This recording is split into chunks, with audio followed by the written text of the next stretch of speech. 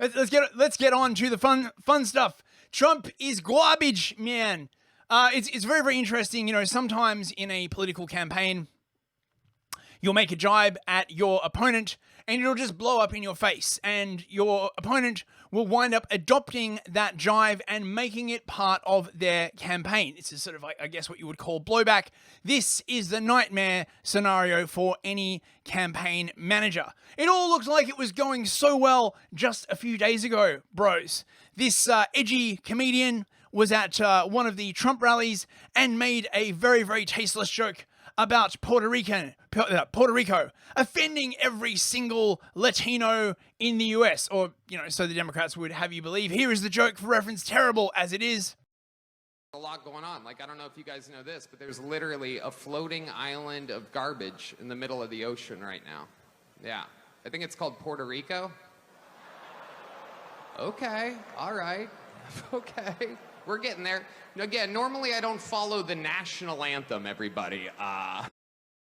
So, oh my God, how can they say, you know, Puerto Rico is garbage? The thing is, right, like Puerto Rico does have a massive garbage problem. It's been going on for ages, basically, right? They create too much garbage. There's no way to, like, you know, figure it out. These stories go back years. Look, here's from 2021.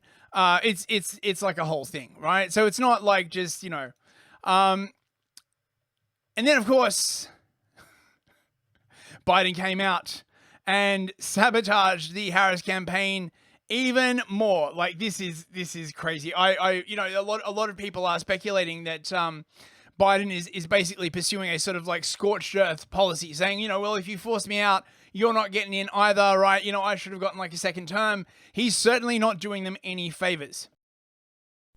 Or Puerto Rico, where I'm in my home state of Delaware, they're good, decent, honorable people. The only garbage I see floating out there is his supporters. His demonization of seen as unconscionable, and it's un-American. Now, this was basically widely regarded as the sort of Hillary Clinton basket of deplorables moment. If you recall, back in 2016, I think it was, Hillary Clinton basically came out and, you know, called anyone who would vote for Trump a bunch of like deplorables. She was very, very scathing against anyone who, you know, was basically not a coastal elite. Ew, ew, ew, that plebs voting for Trump. Get on board the Clinton train, you know, like me, or you may suffer an unfortunate accident. And then, as a result of this, Trump came out and he was like, "I don't think that my voters are garbage. That's a terrible thing to say." And then made an entire media event out of it. Check it out. Is answering some questions from reporters. Joe Biden to make that statement, it's really a disgrace. President Trump, you said the other day that the military could be used, that the military or the National Guard could be used on election day if necessary. Can you explain what you meant by that in detail? I don't think they'll have to be used. I think we're going to have a big victory. And I think 250 million people in this country are going to be very happy because we're going to bring the country back. We're a nation in decline, very, very serious decline. And we're going to bring our country back. Did you know that Elon Musk was in close contact with President Bush? Did you know about this? Did you know about Elon Musk calls and close communication? No, I don't know. Elon is a great guy. He's one of our geniuses, and we have to protect our geniuses. We have to take care of our geniuses. There aren't too many of them. Yes, please. You owe the people of Puerto Rico an apology for what the comedian said. No, I love Puerto Rico, and Puerto Rico loves me. I don't know anything about a comedian. I love Puerto Rico. Nobody's done more for Puerto Rico than me. I took care of them when they had the big hurricanes, and nobody gets along better with Puerto Rico and the Puerto Rican people than me. Nobody gets along with Puerto Rico better than me. I might even help them with some of their garbage.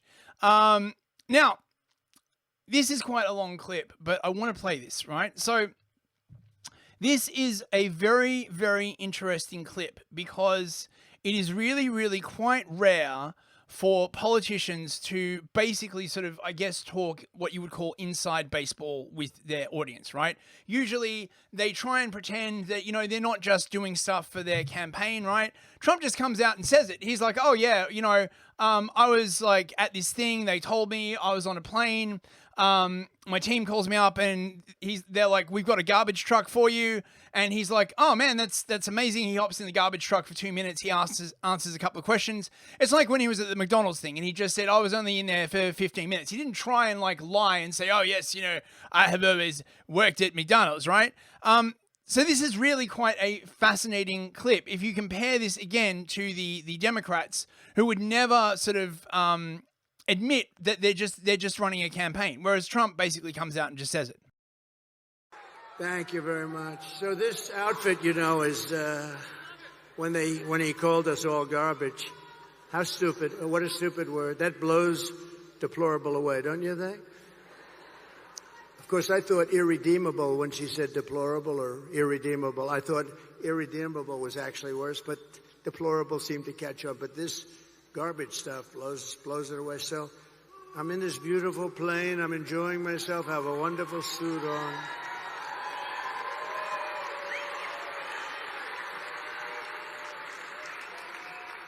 And one of my people came in and said, sir, you know, the word garbage is the hottest thing right now out there. The hottest thing out there. Sir, would you like to drive a garbage truck?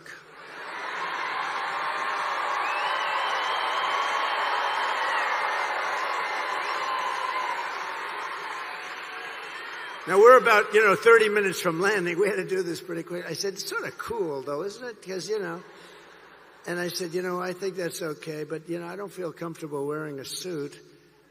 And they pulled up this garbage truck. I don't know how the hell they did it so fast. I have very capable people. They put a big sign on the truck. Did you see it? I think they showed it. Yeah.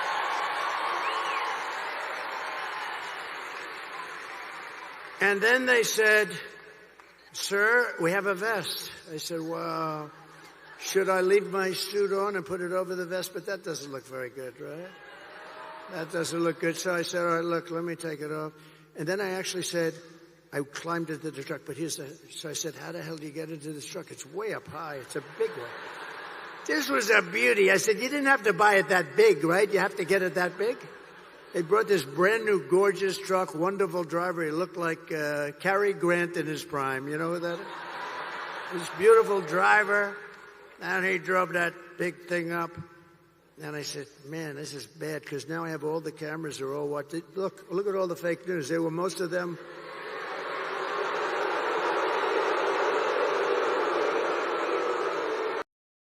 Ah, yes.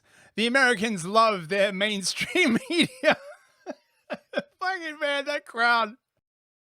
Now, most of them, many of them were there, and I'm saying, oh boy, one little mistake with these guys and your political career is over. You can't even.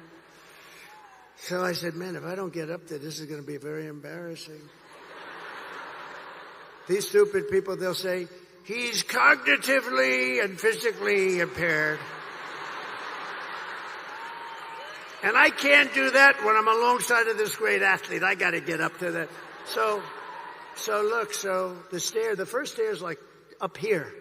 I'm saying, shit.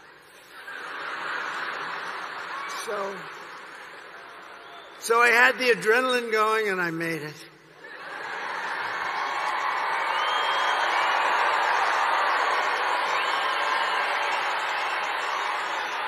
I made it. And then I gave a little news conference from the front of the, they asked their wise guy questions and everything. And then we drove about 2 feet. I got out, got into the plane. Now, you see what I mean here, right? Like, he's just like, oh yeah, it was just for the cameras. I got up.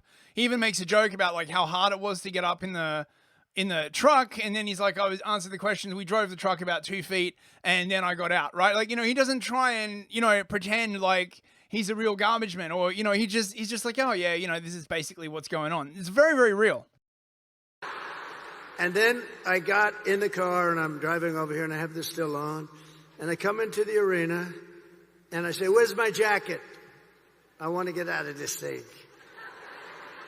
And they said, it would be unbelievable if you could wear it on stage. I said,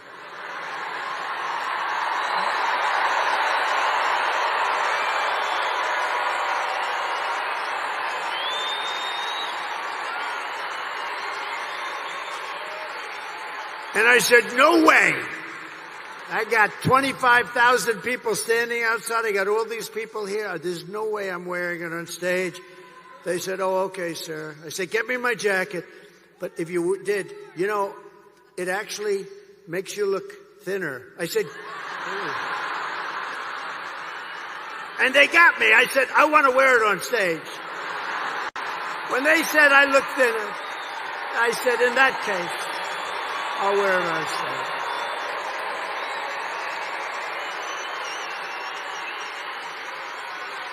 I may never wear a blue jacket again. I may go in this. They said that was the word, that was the key. Sir, you look thinner. So anyway, so we had a little fun about a very serious subject. We had a little fun about a time where our country is not having a lot of fun because we're not doing well as a country, but we're going to be doing well very shortly, I promise. So I know that was a bit of a long clip, but I really wanted to play that because as people in the chat were saying, Trump was, self-deprecating. He was like real. He, just quite frankly said, it's a campaign. I only hopped in the truck for like a couple of minutes, to answer the thing. And I think, given the way the political class act, I think this is very, very appreciated by his fans and just the acknowledgement that there is sort of a fake side to politics, whereas, you don't see like Kamala ever being self-deprecating. You don't see Starmer ever being self-deprecating. These people, they're very, very brittle, so they can't make self-deprecating jokes. Lomax, was he born into a middle-class family? Asking the proper questions there, mate. Asking the proper questions. Now, of course, this spawned a bunch of like great memes. I tried to find a few, but it's sort of like drowned in the swamp. But I thought this one was pretty good. Oh yeah, Always Sunny in Philadelphia memes for the win. What the hell are you doing, man? That's my character. I'm the trash man. I come out, I throw trash all over the ring, and then I start eating garbage. And then I pick up the trash can and I smash the guy on the head. Oh, that's gonna be a disaster.